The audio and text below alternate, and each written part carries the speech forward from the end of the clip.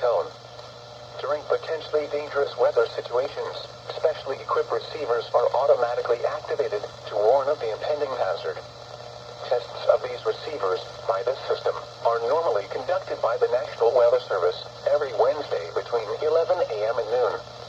When there is the threat of or existing severe weather in the area on Wednesday, the test is postponed until the next available good weather day.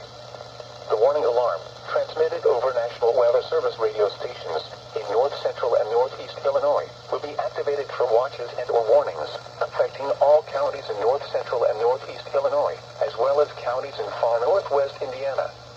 Reception of this broadcast and the alarm tone will vary at any given location. This variability, normally more noticeable at a distance from a given transmitter, will occur even though you are using a good quality receiver in perfect working order. This concludes the tone alarm test. We will now return to our regular program.